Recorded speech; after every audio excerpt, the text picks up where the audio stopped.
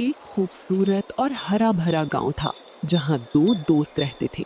एक का नाम था रमजान और दूसरे का नाम था चौधरी बशारत।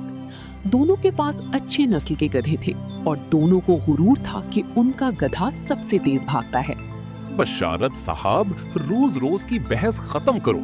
आज और इसी वक्त मैदान में फैसला हो ही जाए कि किसका गधा हवा से बातें करता है और किसका गधा रॉकेट की तरह भाग सकता है। ओए रमजान, तुमने लगता है दूध पीना छोड़ दिया। मेरा बादशाह जब भागता है ना, तो फर्रारी गाड़ी भी रेस छोड़ देता है। रेस का दिन तय पा गया। पूरे गांव में ढोल बजने लगे। तमाशाई मैदान के दोनों तरफ जमा हो गए। रमजान ने अपने गधे को खूब मालिश की और अच्छे चने खिलाए, लेकिन चौधरी बशारत तो चौधरी था। वो ईमानदारी से जीतने पर यकीन नहीं रखता था। उसने रातों रात एक कमाल की चाल चली।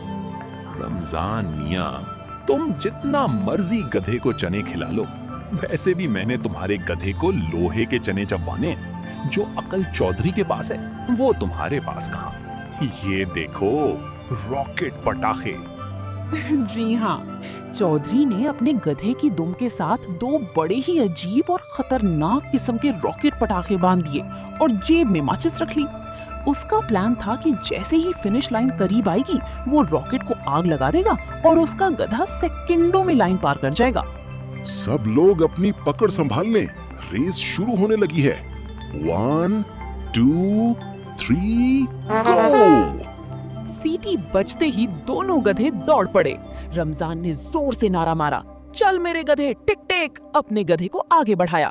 रमजान का गधा वाकई चुस्त निकला। वो अपनी पूरी जान लगाकर आगे निकलने लगा।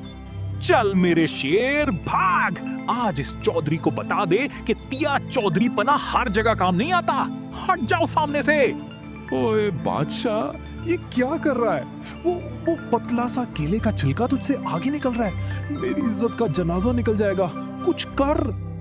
रेस आधी से ज्यादा खत्म हो चुकी थी और रमजान का गधा चौधरी के गधे से आगे था।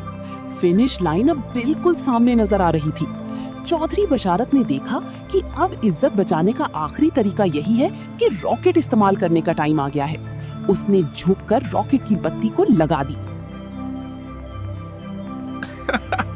अब देख रमजान, मेरा गधा अब गधा नहीं रहा। अब ये F-16 तैयारा बन चुका है।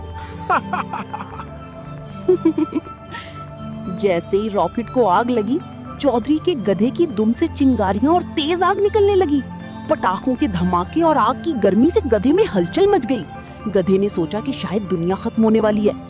उसने ऐसी छलांग मारी और इतनी तेज रफ्तारी पकड़ी कि शुएब अख्तर को भी पीछे छोड़ दिया।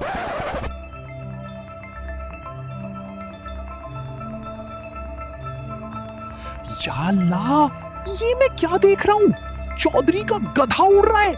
इसके पीछे से तो आग निकल रही है।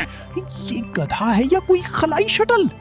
चौधरी का गधा सचमुच बेकाबू हो चुका था। वो इतनी तेज रफ्तारी से फिनिश लाइन पार कर गया कि रमजान देखता ही रह गया। चौधरी रेस तो जीत गया, लेकिन ये बात हजम होने वाली नहीं थी।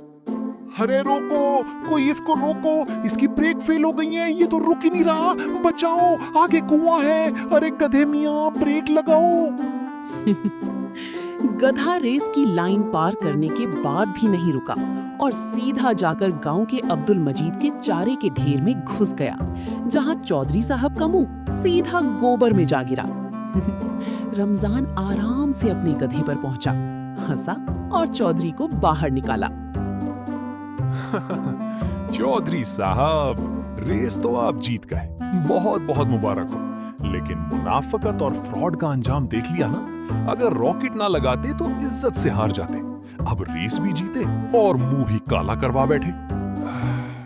तौबा है भाई, तौबा है। आइंदा कभी धोखाधड़ी नहीं करूंगा। जीत वही अच्छी जो ईमानदारी से मिले। और यूं पूरे गांव ने तालियां बजाईं। रमजान की ईमानदारी की जीत हुई और चौधरी को जिंदगी का सबसे बड़ा सबक मिल गया कि धोखे का अंजाम हमेशा बुरा होता है। सब्सक्राइब करें और सुने ऐसी ही मजीद दिलचस्प कहानियाँ जो आपको हंसाएं। सिखाएं और सोचने पर मजबूर करें। घंटी के बटन को भी दबाएं ताकि नई कहानी आते ही आपको फौरन पता चले।